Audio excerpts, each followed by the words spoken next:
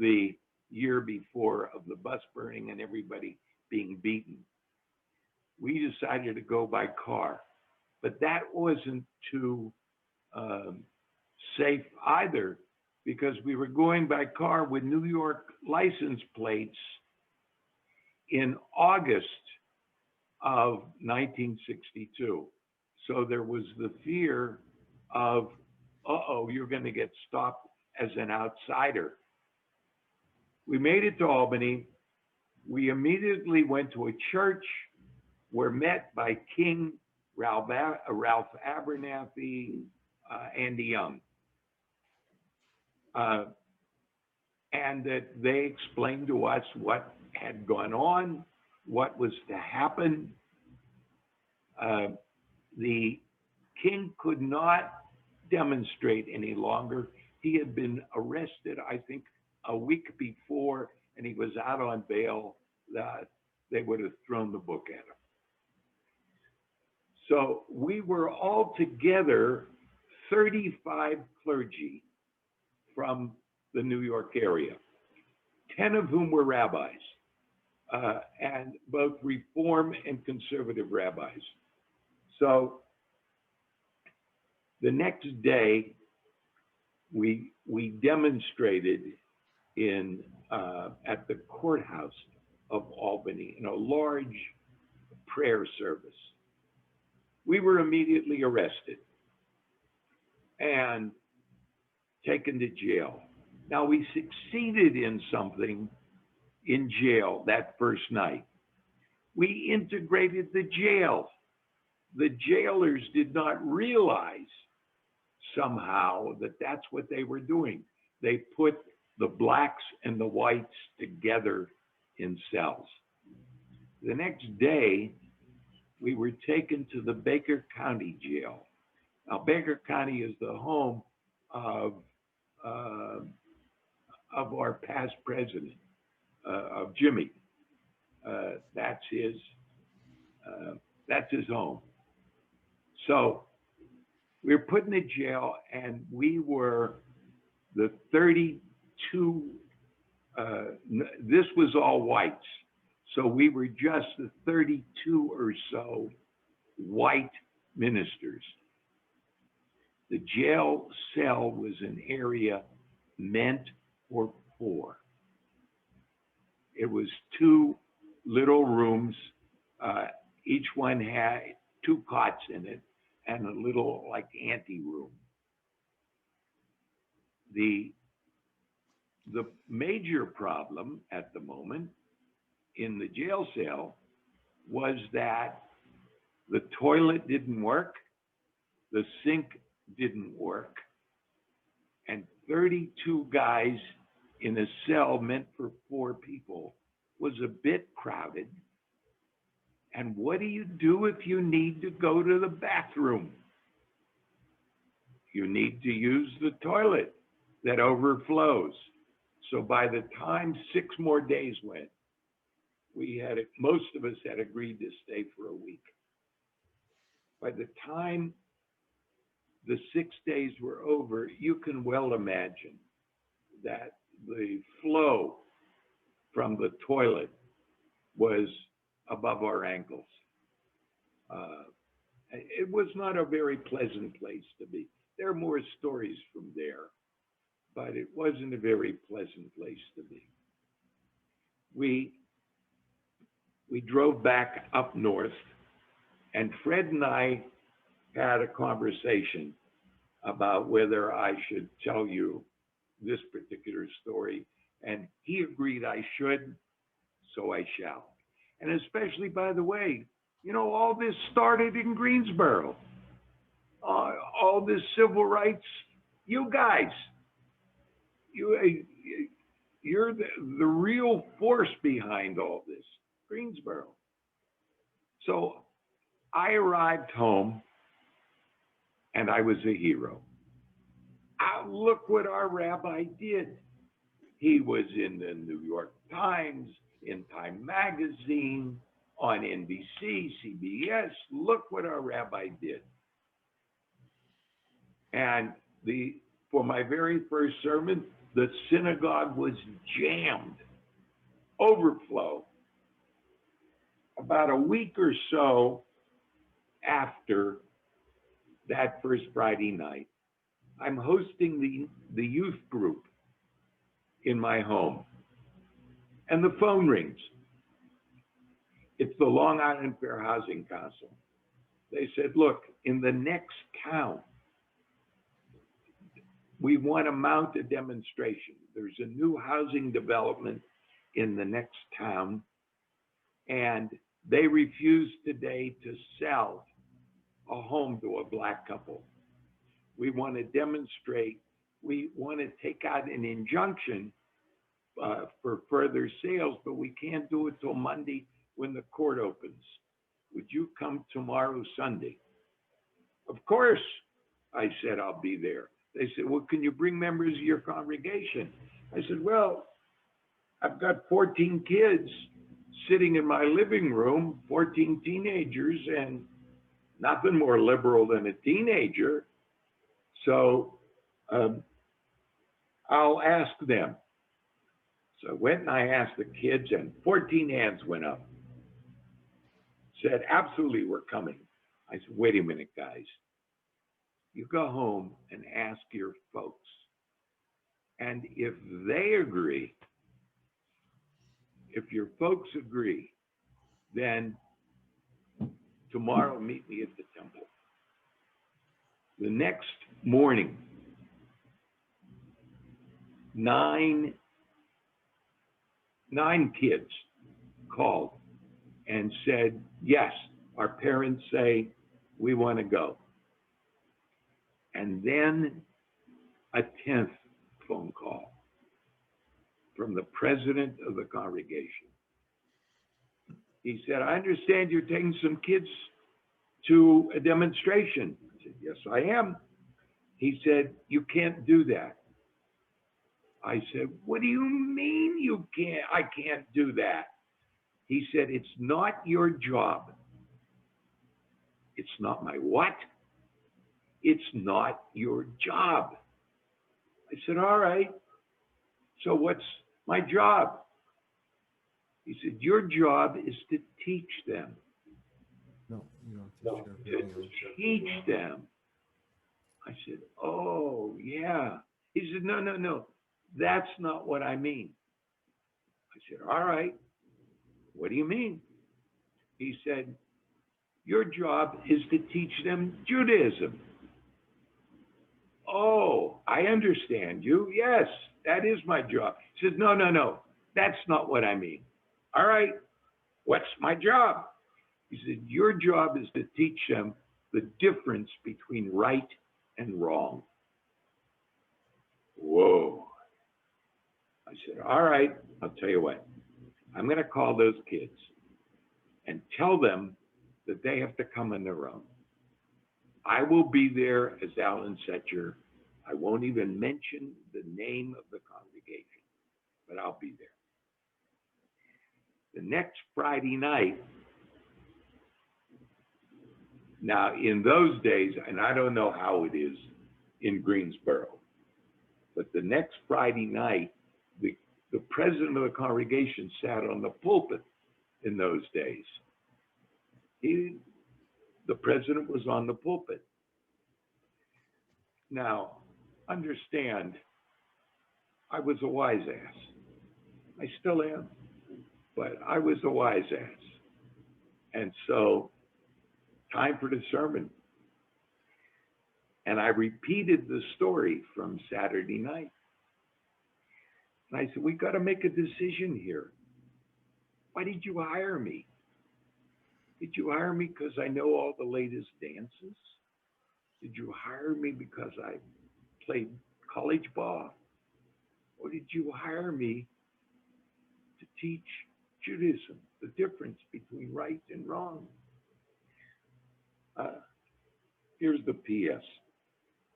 I lasted a year in that congregation. Now, we were not suited. By and large, they were saying, not in my backyard. And I was saying, of course, in your backyard. And so it was not a good blend. All right, next step, sometime later, it might have been 3 months, 4 months, I was invited to a dinner with just the four clergymen from Long Island who had gone to Albany. It was to be in a home of someone in Long Island. And there was a very special guest at the home. It was King. And the dinner was just the host, the two of them, the four clergy, and King. It doesn't get more awesome in one's life. I sure cherish that moment. I cannot tell you what we talked about. I was probably too choked to do much talking. So that's 1963, same year as you learned about with the letter from Birmingham Jail. Okay, it is now June 16th of 1964. There is a convention of rabbis in Atlantic City, New Jersey, Reform Rabbis, the CCAR. Now, I'm going to guess there were about 500 of us. The start of that, Rabbi Cy Dresner, who, by the way, Cy Dresner is the real character in this story. Cy Dresner, I think, was arrested 9 times. And in Selma in 64, it was Cy Dresner who was preparing a service when they came across the Edmund Pettus Bridge.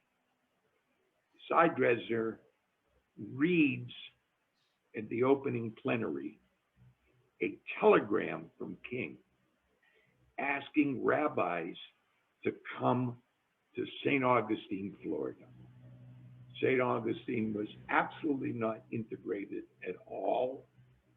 And primarily, there was a Woolworths, like in Greensboro, that they were trying to integrate, plus the beach, which was major. But everything. Would the rabbis come to St. Augustine?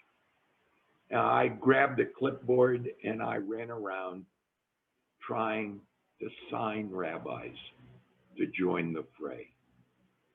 And unfortunately, I guess it's both fortunately and unfortunately, 16 rabbis and 1 layman said, we're going. That's all I could get. I was disappointed that I couldn't get more. But as Cy Dresner said to me, but we got 16.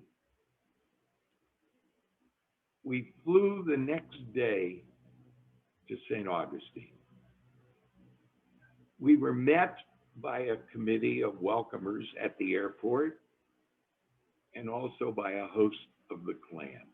Now, they weren't in white sheets, but they were identified as the clan, who followed us to a church in the black section of St. Augustine, where once again, we were met by King, Abernathy, and Young.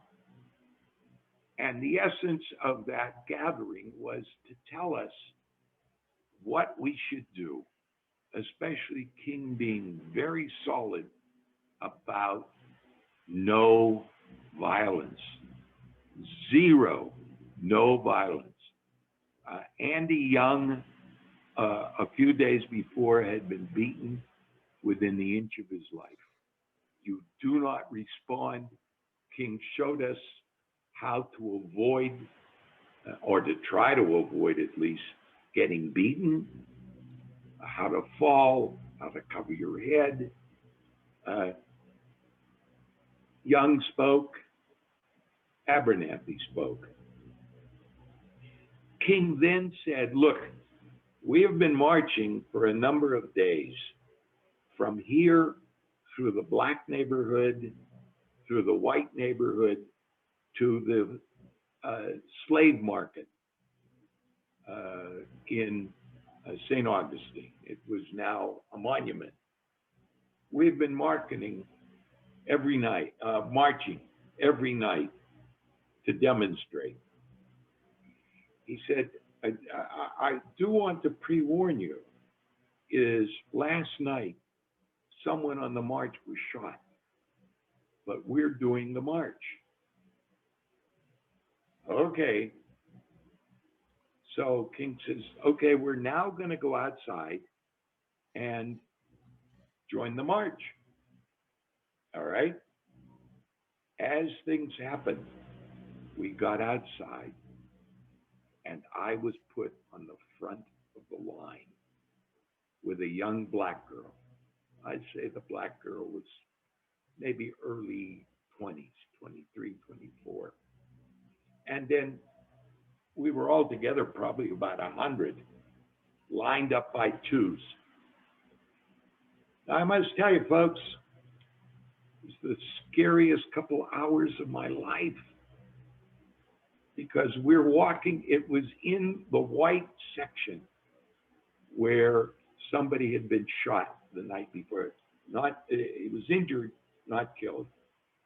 And in the white section, you're marching under trees where the shooter had been the night before. Now, the National Guard had been called up to protect the marchers, but I had to figure most of those National Guard were Floridian crackers.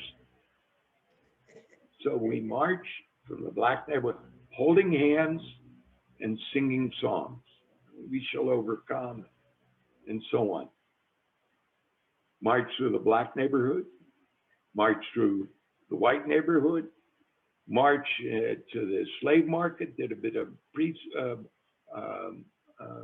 service, and then turned around and walked back. Scary, OMG, as one would say today, for sure. But obviously I survived so I could talk to Greensboro tonight. So I made it. All right. Then we went and we stayed after the march. We got back to the church and we were put up in black homes. Rabbi Hanan Sills and I shared a bed that night. Hanan Sills of blessed memory. By the way, from that St. Augustine, there are only 3 of us, of the 17 altogether, only 3 of us still alive.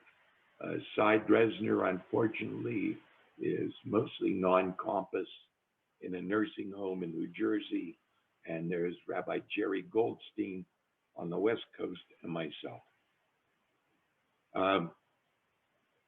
The next day, they took the group of us and they divided us into 3. Part of the group were to go to the Woolworths in town and once again try to integrate the lunch counter. Part of us were to go to the restaurant at the Monson Motor Lodge. Now, there had been a civil rights law that if you were involved with a company that was interstate, let's say like a Holiday Inn, or in those days, Howard Johnson, and in this case, the Monson Motor Lodge, if you were involved in interstate, you had to be integrated. But we're in the South and they were saying, to hell with you. We're gonna do what we're gonna do. So a group of us went to the restaurant at the Monson Motor Lodge. The third group, of which I was a part, along with not just the rabbis, but others, other black protesters, were to go to the parking lot of the Monson Motor Lodge and do a prayer service. We formed a prayer service in the parking lot. In the midst of the prayer service, a car pulls up while we're in the midst of whatever prayers or songs we were singing. A car pulls up, and the number varies, but it was either 5 or 7 kids, black and white. I think it were 5 blacks and 2 whites, jump out of the car. They are in bathing suits, and they go from the street through our parking lot, and immediately on the other side of us, no more than 30 feet away or so, was a swimming pool. The kids go through us and leap into the swimming pool that was filled. This is June in Florida. It was filled with white swimmers. The white swimmers immediately exit. The kids are in the pool. The manager, his name was Brock, is beside himself as to what to do. What he does is he gathers 2-gallon jugs of acid, and he begins pouring the acid into the pool. The kids did not move. Now, and Fred, put up the picture, would you? There is Brock with the acid in, there is Brock with the acid. There is 1, 2, 3, 4 of the kids. It was the most courageous scene I've ever seen. They did not move. Now, what Brock didn't know and what the kids didn't know is that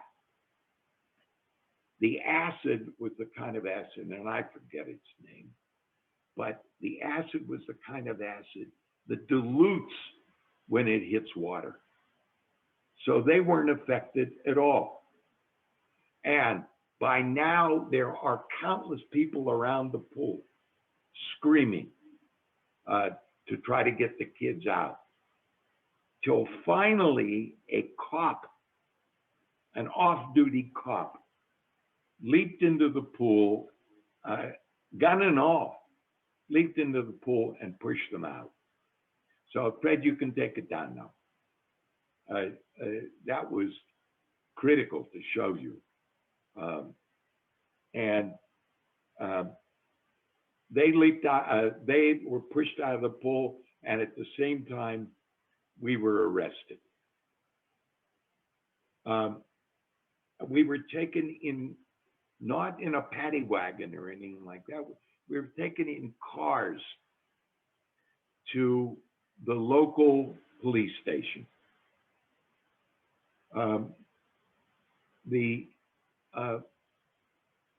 There were, I think, 4 of us in each car and the cop.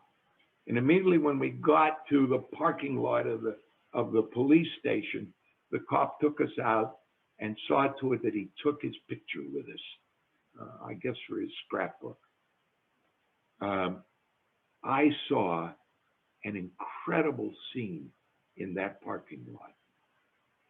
There was a young girl, white, age about, I'd say, 21, 22, wearing a long skirt. One of the cops had in his hand an electric cattle prod. He took that cattle prod, turned it on, and shoved it right up her behind. I can still hear today, 50 plus years later, I can still hear her scream. It was horrendous, just horrendous, but nothing new in the wonderful South. in those days. We were then arrested and we were put in jail right there, just the rabbis. And this jail was a little better than Albany. And by the way, we did slightly succeed in Albany. In Albany, they integrated the library. They took out all the chairs and tables so you could stand in the library with a black. You just couldn't sit at a table with them. In this case, in the jail was a little bit nicer than the jail in Albany. It was pretty clean. It was a cell meant for 8. It was a cell meant for 8. I remember, and we were 17, so it was a bit more crowded. But the toilet worked, the sink worked, and there was a shower. Now we could shower, but they didn't give us any towels. So, ever try drying yourself after a shower with paper towels? We, again, were hunger strike as we had done in Albany. Now, we then sat around and said, what are we going to do? Yeah, we tried telling jokes, but for how long could that work? And Eugene Borowitz and Al Vorspan said, hey, why don't we write about why we came here? Why don't we sort of take our thoughts, put them together, and write about what all this means to us?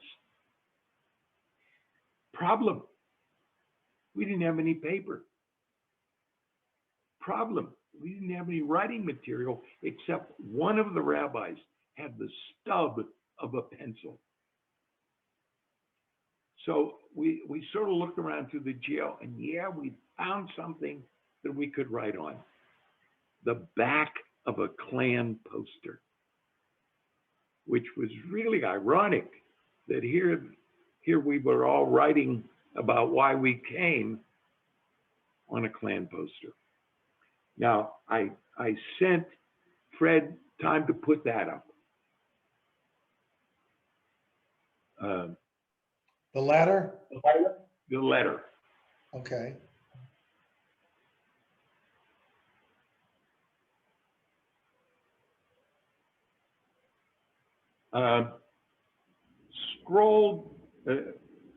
Fred scrolled down to the other side. Let's see. Let's scroll down some more.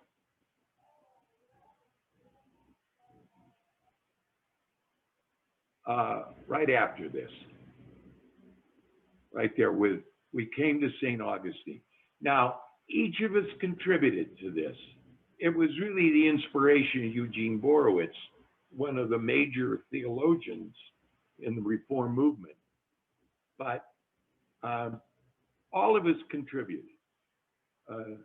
I don't remember what my contribution was, but all of us contributed, and then Borowitz and Al Vorspan put it together. But follow me. We came to St. Augustine mainly because we could not stay away. We could not say no to Martin Luther King, who we always respected and admired, and whose loyal friends we hope we shall always be in the days to come. We could not pass by the opportunity to achieve moral goal by moral means, a rare modern privilege, which has been the glory of the nonviolent struggle for civil rights. We came because we could not stand, we came because we could not stand quietly by our brother's blood. We have done that too many times before. We've been vocal in our exhortation of others, but the idleness of our hands too often revealed an inner silence. Silence at a time when silence has become the unpardonable sin of our time. We came in the hope that the God of us all would accept our small involvement as a partial atonement for the many things we wish we had done before and often. And one more paragraph, friend. We came as Jews to remember the millions of faceless people who stood quietly watching the smoke rise from Hitler's crematorium. Remember, this was 1964. We came because we know that, second only to silence, the greater danger to man is a loss of faith in man's capacity to act. Okay, you could take it down.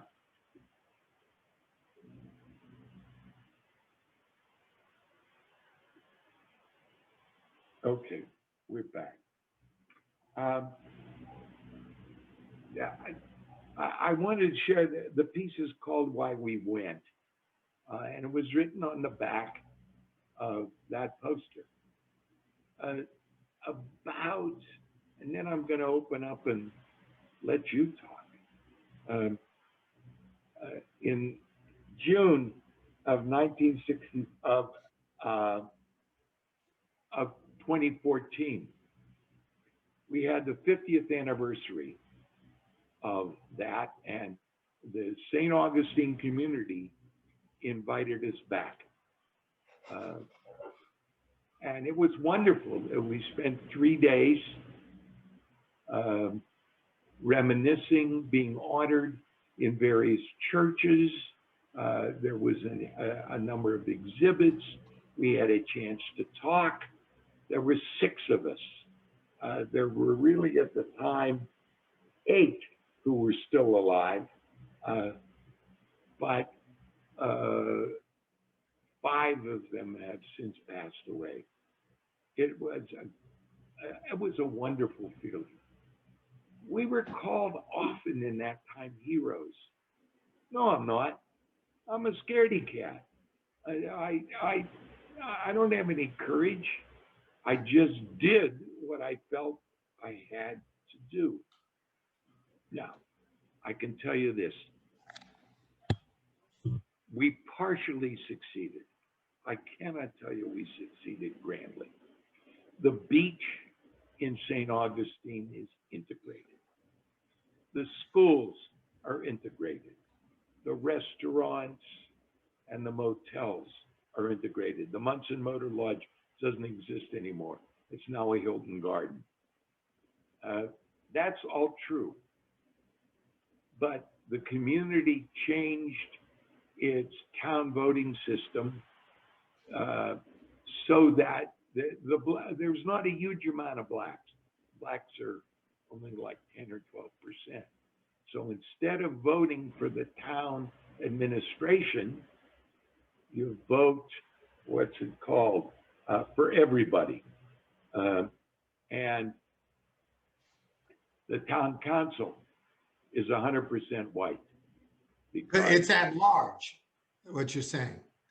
It's at large, thank you. Yeah, that was a trick in the South to negate African-American votes. Because if you don't have districts and you have a white majority, you never have an African-American elected to the city council.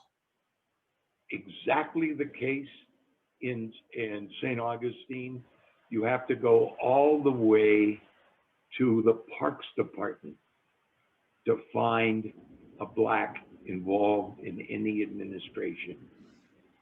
The poverty is still rampant in the black community. That hasn't changed at all. So I think that's an awful lot of what I could say. Fred, open up to anybody that wants to ask questions. All right, Diane and Judith, you just put I don't know who they are, but tell us here. I'm gonna remove the spotlight so that we can, whoever's speaking will be able to see them in speaker view. Go ahead. You had a question, Diane or Judith. Oh, it's Diane, and thank you, Alan. I'm just wondering what you think in times We're older, it's COVID. What can we do today? Whoa. First of all, you can protest the various rulings, the various legislation that's going on all over the country, and join whatever protests at the time that you can find. There are protests growing in Georgia.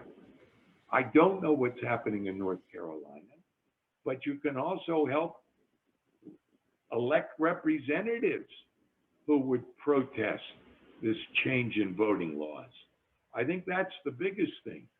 There will be, I'm watching, this is Allen, I'm watching very closely the trial in Minneapolis with fear as to the results. Remember Rodney King?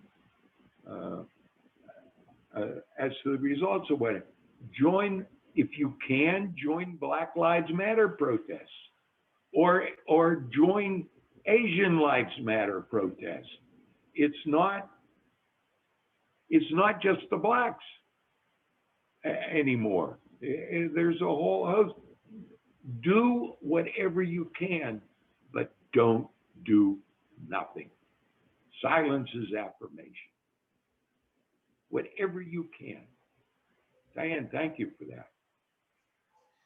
Someone else. Rabbi Secher, did you attend the March on Washington, the King's March on Washington? Were you there? And did you hear Rabbi Prince speak also? That's what's interesting.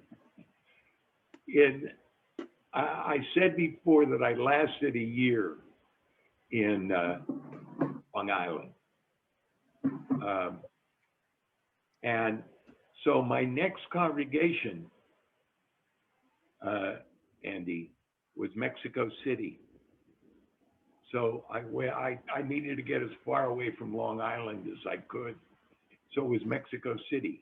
Now, in Mexico City, they would say to you, you want to demonstrate? By all means, you can demonstrate. We're a democratic country. No, that will shoot you, but you can demonstrate. So when the march was announced, I was in Mexico and totally unable to get away. I've continued, by the way, my efforts that my wife, Ina, and I were part of the formation of a civil rights group up here in the Flathead Valley, which has been incredibly active. And by the way, I wanted to mention this before we close down. Many of you might know that there was a huge anti-Semitic element here in December of 2016, led by Richard Spencer and Andrew Anglin in Whitefish, Montana. And my wife and I were one of the 3 families that were part of the trolling. And that's a whole long story. That'll take another experience, but one day, Andy, or even while Fred's around, invite me back to tell that story. That's the start of all this. And I think I think that was the test run of the white supremacists to see how people will react and what they could get away with. And that was much prior to Charlottesville. Charlottesville was a short time thereafter. Okay, anybody else? Yes, Bernice. Well, actually, Rabbi just touched on what I was going to ask, because I have family, or had family in Montana. My great aunt and uncle lived in Kalispell and had a place, this is, in the early to mid 20th century. And then now if they were religious at all, they were Reformed Jews, but my mother was close with her aunt, and we never heard much about anti-Semitism then. They seem to have been pretty well accepted. But I remember an incident elsewhere in Montana, I think, within the past 10 years maybe, where the community sort of came to support of a congregation. And I was wondering if you could comment on that. I'm sorry, I don't remember the city. That was Billings. That was in Billings over Hanukkah, when there were all kinds of neo-Nazi threats. That was Billings, was I think in the year 2000.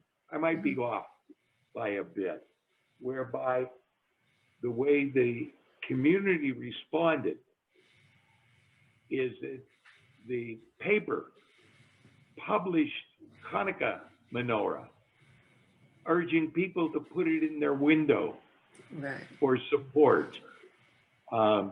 Billings is the other side of the state, probably as far away as you are from Boston, from us. So that was Billings. But when I get the chance to tell the story of Whitefish, there was a huge community support here as well. It was pretty brutal, the element in Whitefish, and it lasted, oh my goodness, about 6 weeks. It wasn't just one quick bit. And my wife, we're really anxious to tell that story. So if we can, we'd love to tell you that too. Besides, I like talking. So I have a question, Alan. In 2014 and 2015, I spent time with David Goodman. David Goodman is Andy Goodman's brother. I don't know if you've ever met him. He's wow. Yeah. This is Schwerner, Cheney, and Goodman. They was killed. And David told me that that a lot of, well, we kind of knew that a lot of the people that had gone down there for Freedom Summer were Jews, including his brother, who was unfortunately murdered, tragically murdered.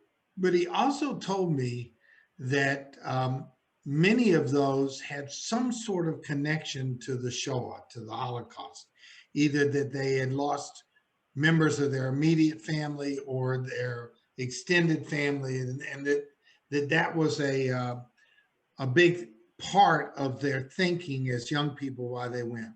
So I'm curious just to know, in that sentence that you put in, that they put in the letter about the silence or whatever it is during the Holocaust, was there a lot of discussion about that when you guys were writing that? Well, that hung over our heads enormously. Remember, it had been 19 years and it was still very much present. So it was the people who didn't stand up in the Holocaust, we're not going to do that. And we're going to exhort everyone. We're going to exhort as many as we can.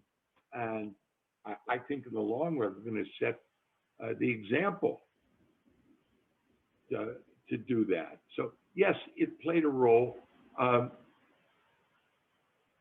I didn't have any family connected, directly connected to the Holocaust. My grandparents came at the turn of the century. But yes, it was the memory. I'll ask you, how does the memory of the Holocaust play in your congregation? Yeah, well, First of all, I can tell you that when you were in jail, I was 12 years old. Okay. But I think it really plays it has played a large part because we've had several survivors in our congregation. Bernice's husband is a survivor of Auschwitz and also fought in the IDF in the War of Independence. Wow. This past year, we lost a survivor who was in 5 Nazi concentration camps. So it does play something, but I sometimes think that the amount of time of being 19 years, and this was close after the Eichmann trial, that I don't think that what we were feeling would have been near, or what we feel now would have been near as heavy in our consciousness as it probably was in yours in 1964. I mean, that's just what I would venture to guess. No, it's faded. Mhm. And the kids in your congregation, no connection at all. It's a history book. Mhm. Yeah, we're trying. Go ahead. Well, unless Zev sits and tells them the same as me. I want to share my direct experience. Mhm. Yes, personal testimonies are really important.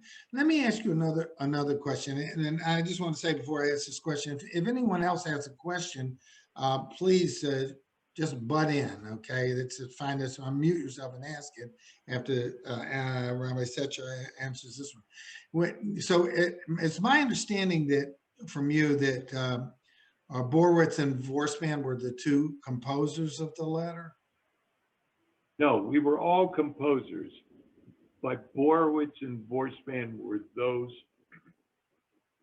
that really put it together. Yeah. You know, I would say, you know, I'm making something up here.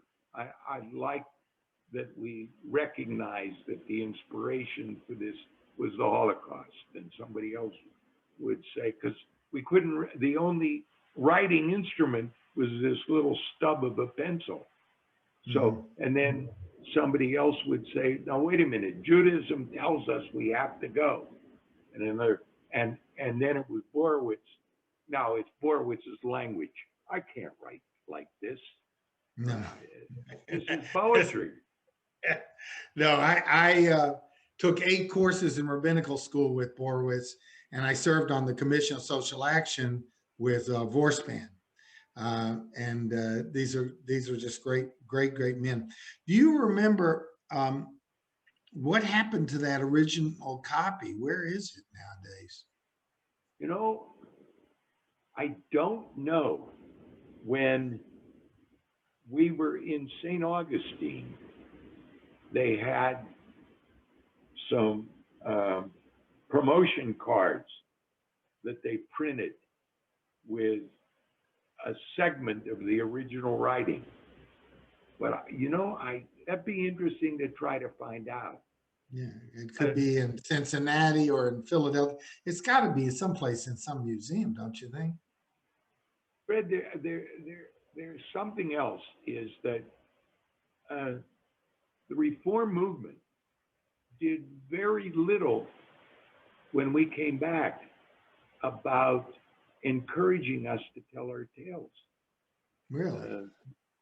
And that's really too bad.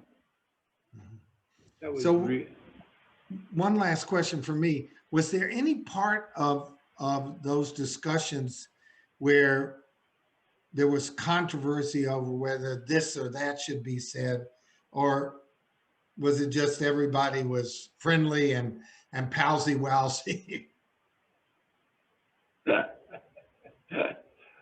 No, we would, when, if memory serves me right, as we did each paragraph, then Borowitz would read it out, and someone would say, well, wait a minute, maybe you ought to say it this way rather than that. But there wasn't controversy in the overall content. of the piece. And the piece is wonderful. And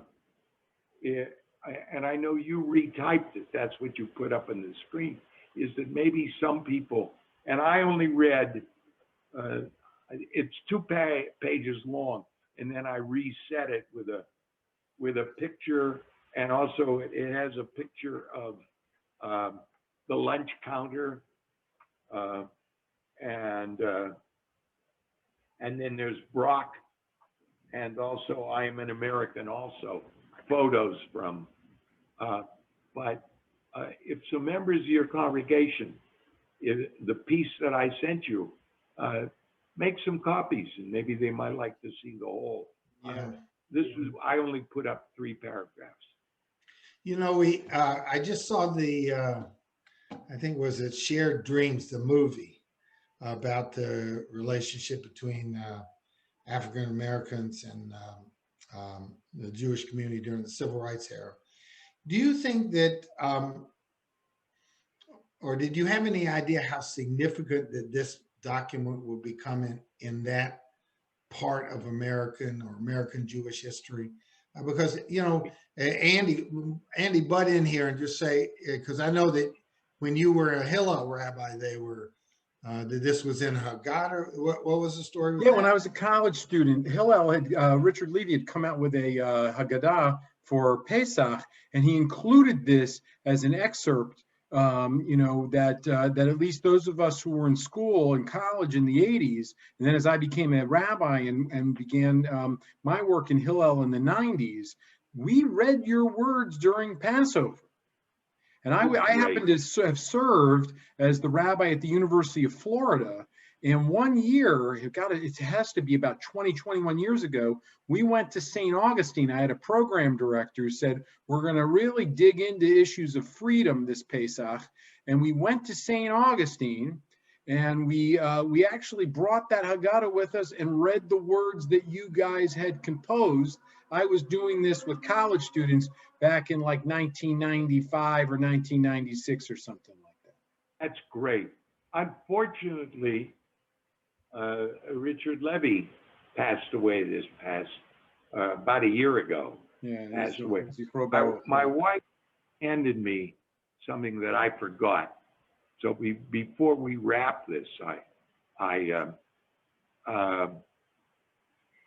what I did forget is that President Johnson was so moved by the experience with the kids in the pool and Brock and the acid that he pushed, and that 1 month later, the Civil Rights Act was voted upon by Congress. And he said that the move to do that was the pool that was seen all over the world, that scene of the pool.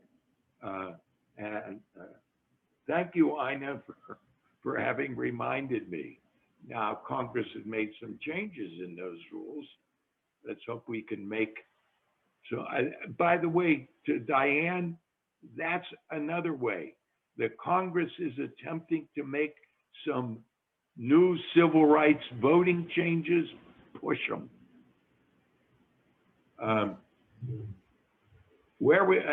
Andy, where was undergraduate for you? Tufts University. Tufts. So my wife and I are both Brandeis. Same area. Well, Fred, what do you think? Should we wrap it? Yeah, I think so. But I just wanted you to know that there were, I think that we had 55 devices on this. So we probably had 75 or 80 people that really wanted to hear what you had to teach us and testimony. And I have to tell you that I grew up with a rabbi of your generation. I don't know if you knew Randy Falk, but Sure. Yeah, Sure. And I think that part of the reason, you know, why I was inspired to go into the rabbinate was because of people in your generation, like you and the others, and divorce bands, and in his own way, Falk in Nashville, Tennessee, who had inspired me to really become a social justice activist. And it's Right. you know, we owe that generation of rabbis a great deal of thanks, and we also owe. I think that we owe it to you as time goes on to do what Andy did. And Andy, I think we have to do this next year. You might consider doing it with high school kids one day, or we need to read that letter and to tell the story of it. That's great. Don't you think so, Catherine? I mean, that we need to do that and insert that into our educational component. So anyway, I just wanted to thank you. Bernice wanted you to know, Alan, that Zev, her husband, who's the survivor, still speaks and still gives testimonies. And we use him a lot. Great. But I wanted to thank you, and listen, give my regards to Ina as well. I saw her on. But it's just a wonderful, wonderful evening. And I will be in touch with you. I need to get your address to send you something in honor of this. Let me just remind people that because it's Passover, we've got 2 more programs coming up. Tomorrow night, we have Rabbi Ed Staffman, who's also from your neck of the woods, who served as a rabbi in Bozeman for 10 years. Before that, he was a civil rights attorney in Florida. That's where I met him. He served on the Commission of Social Action, and then he became a rabbi. And then right after he retired from being a rabbi, he decided he wanted to run for the State House in Montana, and he got himself elected. And when I was talking to him, actually, just schmoozing with him recently, he told me that he felt there were 40 QAnon people in the State House. And he started regaling me with all of his stories. And he's an incredible personality too. He's part of my generation, as you know, Alan. And so he's going to be speaking at 8 o'clock tomorrow night.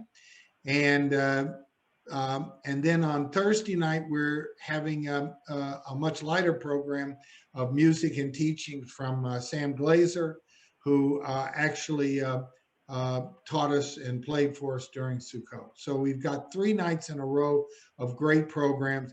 I am going to be honest with you, I don't know how any of them can be as good as this one. I'm How nice. Oh, how wonderful. I will talk. I have something I do want to talk to you about. So call me one day soon. Okay. And Ina, thanks for taking good care of our friend. It's really great. And blessings to everybody. Chag Sameach. Thank you. Enjoy Thank your you month. all. It's been a privilege. Yes. Thank you so much for coming. Yes. You can unmute yourself if you want to say something to the rabbi and thank him. That would be lovely. Oh, thank you. Thank you. This was, Thanks, Rabbi. this We was just- appreciate your effort. yeah. Yes. So much. Toda rabah. Alan, Thank you. I sent you a message on Facebook. Thank you. Thank you. Thank you, Sandy. And listening to you today, we had Dr. Kilimanjaro's daughter. He was very active in the civil rights period of time. Afrika is on, and she is the editor of the Carolina Peacemaker, quite an amazing paper. So she's a 2nd generation civil rights person. So It was wonderful to hear your story. Wonderful to hear your story. there she is. Yeah, so thank you very much. It was really wonderful to hear your story. Some of it really parallels my parents' experience. My father was arrested on his birthday, June 6, 1963. Back then, it was the largest civil rights gathering in the United States that happened in downtown Greensboro. He was arrested with about maybe, I forget how many people it was, but it was a bunch of students from North Carolina A&T College at the time, and he was an instructor there at the time. who went to that event. And then 6 months later, he and my mom went to the March on Washington. And then before that, in 1958, he, with Dr. King, it was the only visit that Dr. King made to Greensboro, and he and my mom were present when Dr. King made a speech at Bennett College here in town. So it's a lot to, you know, everybody has a story, and it's just fascinating to hear, what happens, because people really don't realize that it has an impact, not just on that person, but it had an impact on me and my siblings, and it feeds into what we do every day. We are in different professions, but it's always in the back of my mind. So when I hear things or history repeating that my father would say, oh, you don't have to do that now. We fought that, and I'm like, no, we still have to, be active and stay, ahead of some of this stuff. So, but he always told me, I said, I want to go somewhere else. I'm tired. He said, no, you have to stay at the table. You have a seat at the table. You have to stay at the table and make a way for someone else behind you to. Listen, in my opinion, what's happening in Georgia right now is that Jim Crow has become James Crow Esquire. Okay. Right. It's bad. It's going on in 40-something other states. That's the problem. So federal government has to put a stop to that. And it's going to take some pushing of even our senators who, want to go along with the powers that want to remain in power. Good. That's not democracy. So. Anyone else have any parting words for Rabbi Secher before we let him go? Yeah, sei gesund. Thank you. All right, guys. Quite a See you story. tomorrow night, 8 o'clock, and on Thursday night at 8 o'clock. God bless all. Coming. Hag Sameach. Bye-bye. Hag Sameach.